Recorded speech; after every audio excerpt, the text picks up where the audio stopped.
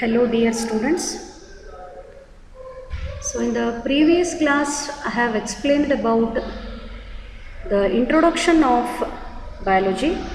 So in this video I am going to continue the related aspects of bridge course. So let us go for the revision once again.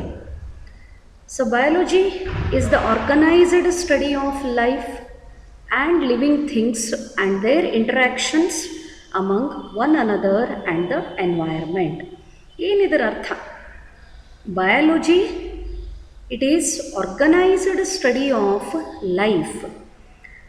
ಜೀವ ಮತ್ತು ಜೀವಿಗಳ ಬಗ್ಗೆ ಸರಿಯಾದ ರೀತಿಯಲ್ಲಿ ತಿಳಿದುಕೊಳ್ಳುವಂಥ ಒಂದು ವಿಷಯ biology and their interactions among one another and the environment.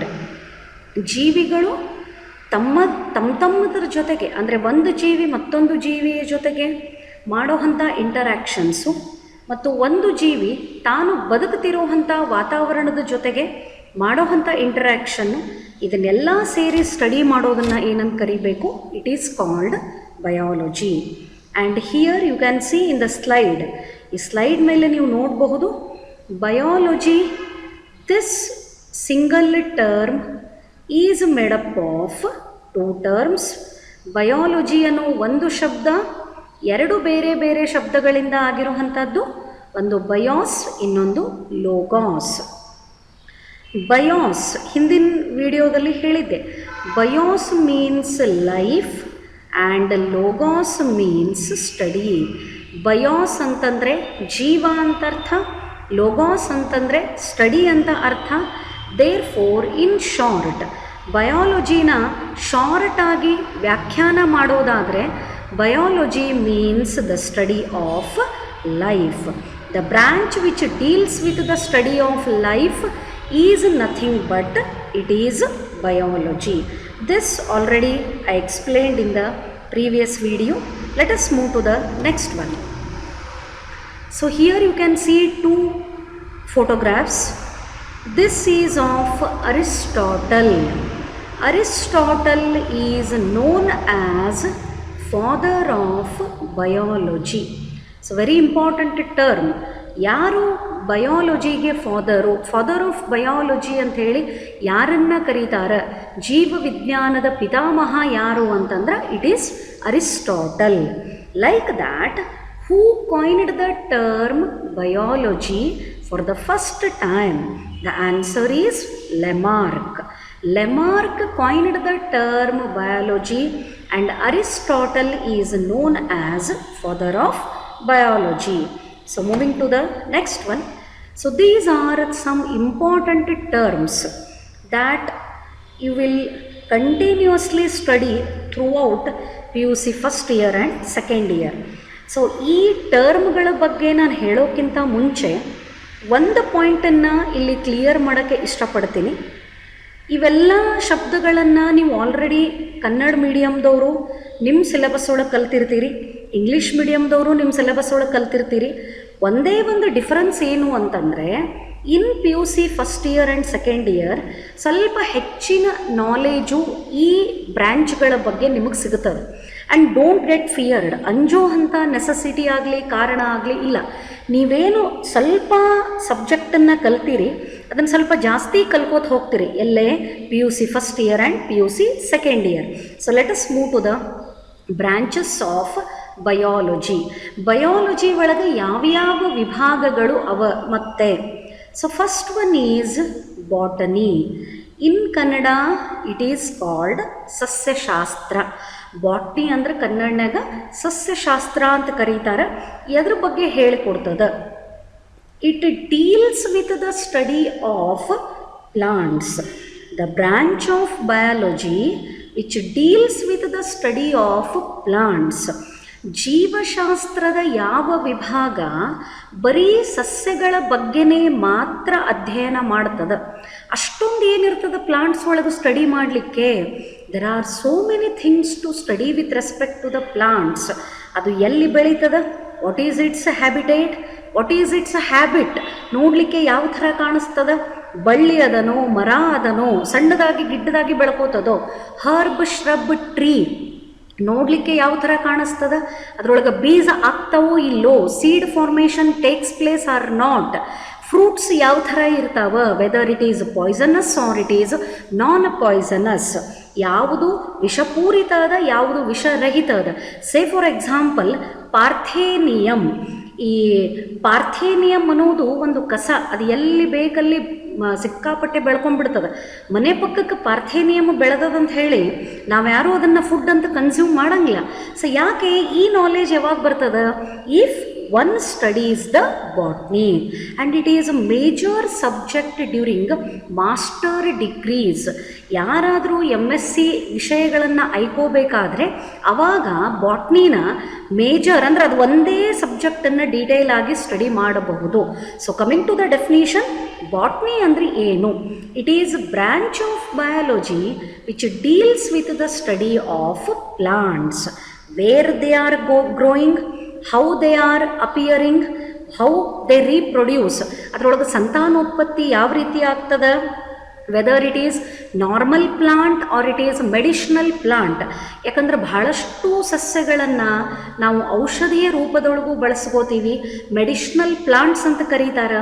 All this knowledge can be gained when we go for the study of botany. ಸಸ್ಯಗಳ ಬಗ್ಗೆ ಸಂಪೂರ್ಣವಾದ ಮಾಹಿತಿಯನ್ನು ತಿಳ್ಕೋಬೇಕಾದ್ರೆ ಎದ್ರ ಬಗ್ಗೆ ಸ್ಟಡಿ ಮಾಡ್ತೀವಿ? ಬಾಟ್ನಿ ಬಗ್ಗೆ ಸ್ಟಡಿ ಮಾಡ್ತೀವಿ. Then coming to the second one, zoology. It is the branch of biology which deals with the study of animals.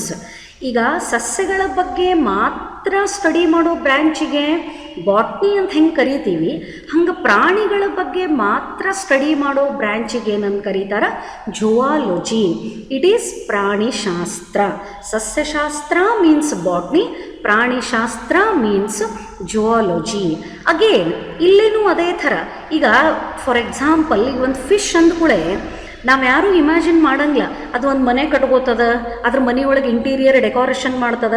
ಈ ಥರದ ಐಡಿಯಾಸು ಒಂದು ಫಿಶ್ ಅಂತ ಬಂದಾಗ ನಮ್ಮ ತಲೆ ಒಳಗೇ ಬರಂಗಿಲ್ಲ. ವಾಟ್ ವಿ ಇಮ್ಯಾಜಿನ್, ಸಡನ್ನಾಗಿ ತಲೆ ಒಳಗೆ ಏನು ನಮಗೆ ಐಡಿಯಾ ಬರ್ತದ? Oh, it is living in water, ಅದು ನೀರೊಳಗೆ ಬದುಕ್ತದ. ಈಗ ಸಿಂಹ, ಹುಲಿ, ಕರಡಿ. ಈಗ ಹುಲಿ, ಸಿಂಹ ಅಂದ ತಕ್ಷಣ ಯಾರೂ ಅವಕ್ಕೆ ಸಾಕು ಪ್ರಾಣಿಗಳಂತ ಕರೆಯಂಗಿಲ್ಲ. They are not domestic animals, they are wild animals. ಕಾಡಿನೊಳಗೆ ಬದುಕ್ತಿರ್ತಾವ, ಕ್ರೂರ ಪ್ರಾಣಿಗಳಿರ್ತಾವ. ಈ ಐಡಿಯಾ ಯಾರಿಗಾರೆ ಬರಬೇಕು ಅಂತಂದರೆ ಅದು ಸುಮ್ಮನೆ ಹಿಂಗೆ ಒಂದು ಸರಿ ಬರೋದಲ್ಲ, ಅದ್ರ ಬಗ್ಗೆ ಡೀಟೇಲ್ ಆಗಿ ಸ್ಟಡಿ ಮಾಡಿದಾಗ ಇವೆಲ್ಲ ಇನ್ಫಾರ್ಮೇಷನ್ಗಳು ಸಿಗುತ್ತಾವ. ಆ ಪ್ರಾಣಿಗಳ ಬಗ್ಗೆನೇ ಸಪರೇಟಾಗಿ ಸ್ಟಡಿ ಮಾಡೋ ಬ್ರ್ಯಾಂಚಿಗೆ ಏನಂತ ಕರೀತಾರೆ? It is called zoology. Once again I would like to repeat the definition here. It is the branch which deals with the study of only animals. Like that, microbiology, what is this? Deals with the study of microbes. Microbes ಅಂದರೆ ಸೂಕ್ಷ್ಮಾಣು ಜೀವಿಗಳು, ಯಾವು ನಮ್ಮ ಬರಿಗಣ್ಣಿಗೆ ಕಾಣಿಸುವುದಿಲ್ಲ. The organisms which cannot be seen by the naked ice, they are called microbes. ಈ ಸೂಕ್ಷ್ಮ ಜೀವಿಗಳ ಬಗ್ಗೆನೇ ಸ್ಟಡಿ ಮಾಡಲಿಕ್ಕೆ ಒಂದು ಸಪರೇಟ್ ಬ್ರ್ಯಾಂಚನ್ನು ಇಟ್ಟಾರ. And that branch is called microbiology. ನಾನು ಈಗ ನಡೆದಂಥ ಒಂದು ಎಕ್ಸಾಂಪಲನ್ನು ತಗೊಳ್ಳೋದಾದರೆ, every one speaks about corona virus. ಎಲ್ಲರೂ ಮಾತಾಡ್ತಾರೆ ಕರೋನಾ ವೈರಸ್. ನೀವು ಈ ಮೀಡಿಯಾ ಒಳಗೆ ನೋಡಬಹುದು, ಅದರದ್ದು ಏನೇನೋ ಇಮೇಜಸನ್ನು ಕೊಡ್ತಾರೆ, ಅದಕ್ಕೆ ಮೇಲೆ ಕಿರೀಟದ ಟೈಪ್ ಎಲ್ಲ ಪ್ರಾಸೆಸಿಂಗ್ಸನ್ನು ತೋರಿಸಿರ್ತಾರೆ. ಯಾಕೆ ಗೊತ್ತಾಗ್ತದ how these ideas can be obtained? It is the duty of the department called microbiology.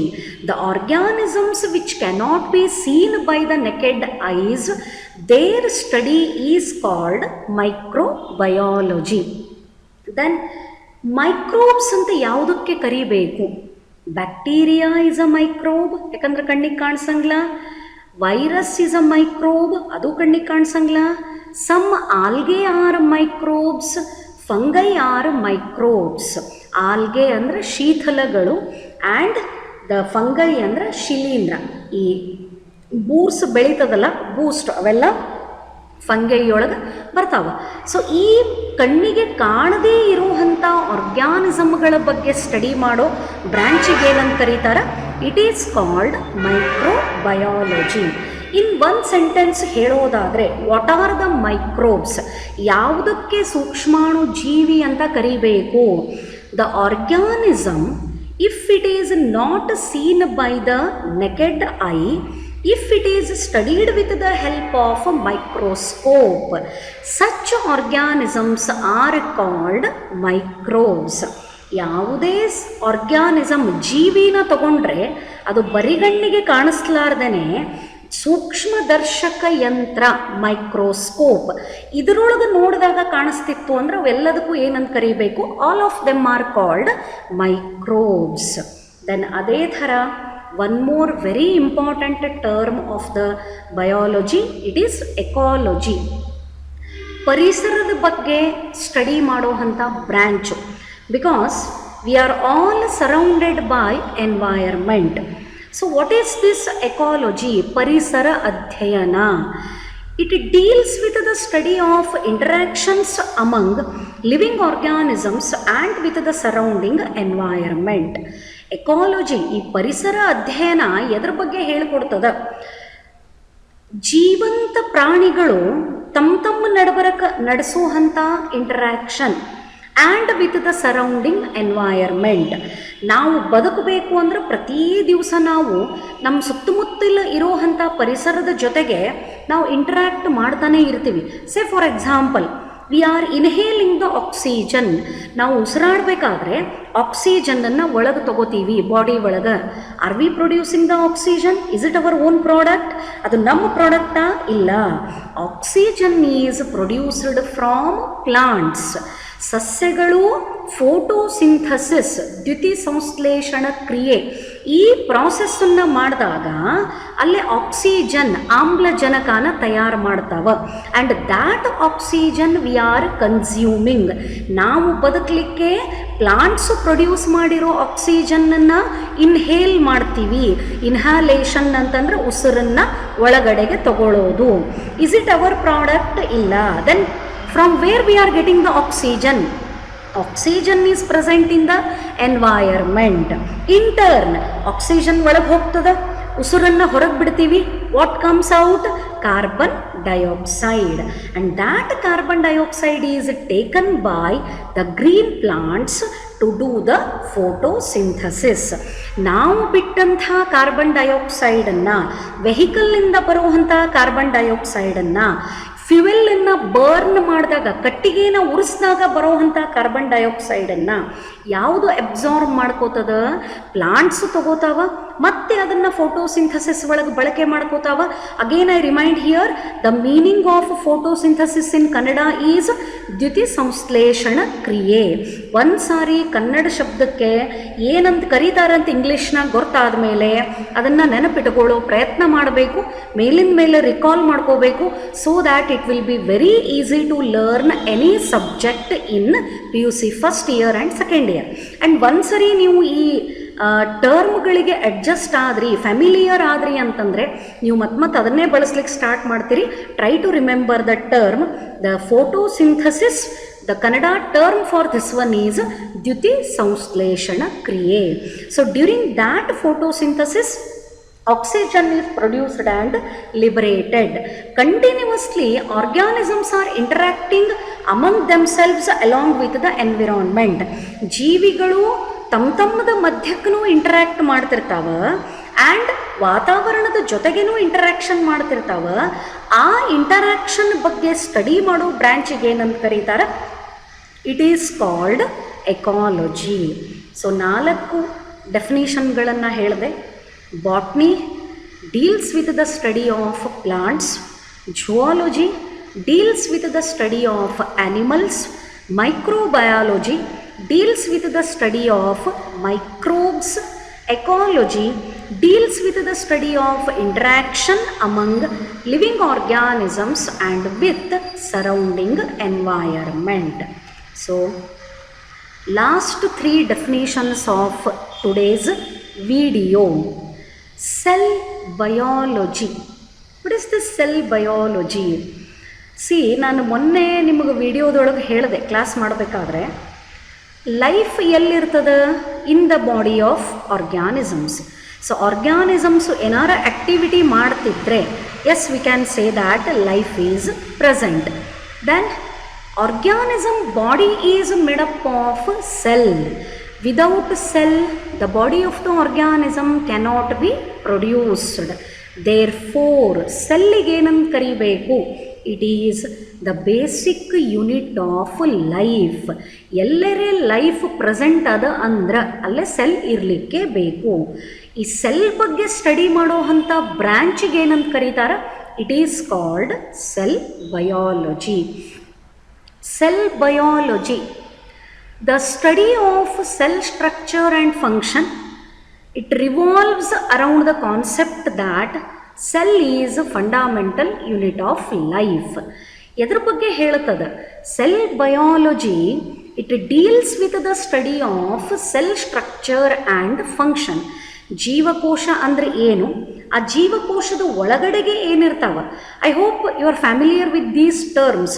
ಈಗ ನೀವು ಒಂದು ಸೆಲ್ ತೊಗೊಂಡ್ರೆ, ಒಂದು ಜೀವಕೋಶ ತೊಗೊಂಡ್ರೆ ಅದರೊಳಗೆ ನಿಮಗೆ ಮೈಟೊಕಾಂಡ್ರಿಯಾ ಸಿಗ್ತದ, ಕ್ಲೋರೋಪ್ಲಾಸ್ಟ್ ಈಸ್ ಪ್ರೆಸೆಂಟ್, ನ್ಯೂಕ್ಲಿಯಸ್ ಕೋಶ ಕೇಂದ್ರ ಇರ್ತದ, ರೈಬೋಸೋಮ್ಸ್ ಇರ್ತಾವ, ಲೈಸೋಸೋಮ್ ಜೀವಕೋಶದ ಆತ್ಮಹತ್ಯಾ ಚೀಲಗಳು ಲೈಸೋಸೋಮ್ ಅಂತ ಕರೀತಾರೆ. ಇವೆಲ್ಲದರ ಬಗ್ಗೆ ಸ್ಟಡಿ ಮಾಡಲಿಕ್ಕೇ ಒಂದು ಸಪರೇಟ್ ಬ್ರಾಂಚ್. ಆ್ಯಂಡ್ ಕೋಶ ವಿಭಜನೆ, cell division, the Kannada term for cell division is ಕೋಶ ವಿಭಜನೆ. ಒಂದು ಜೀವಕೋಶ ಯಾವ ರೀತಿ ವಿಭಜನೆ ಆಗ್ಲಿಕ್ಕತ್ತದ, whether it is mitosis or it is meiosis, ಇದೆಲ್ಲದರ ಬಗ್ಗೆ ಸ್ಟಡಿ ಮಾಡೋ ಬ್ರ್ಯಾಂಚಿಗೆ ಏನಂತ ಕರೀತಾರೆ? It is called cell biology. Like that genetics, it is the study of genes, genetic variation, heredity in living organisms. I hope you remember this term. SSLC ಒಳಗೆ ಇದು ನಿಮಗಿದ್ದಂಥ ಒಂದು chapter, genetics, heredity and variations. We are all similar to our parents. ಯಾವುದೇ ತಗೋರಿ ನೀವು, ಮಕ್ಕಳು ತಂದೆ ತಾಯಿನರೇ ಹೋಲಿಕೆ ಮಾಡ್ತಿರ್ತಾರ, ಇಲ್ಲ ಅಜ್ಜ ಅಜ್ಜಿನರೇ ಹೋಲಿಕೆ ಮಾಡ್ತಿರ್ತಾರ. ಈ ಸಿಮಿಲಾರಿಟೀಸು ಯಾಕೆ ಬರ್ತಾವ?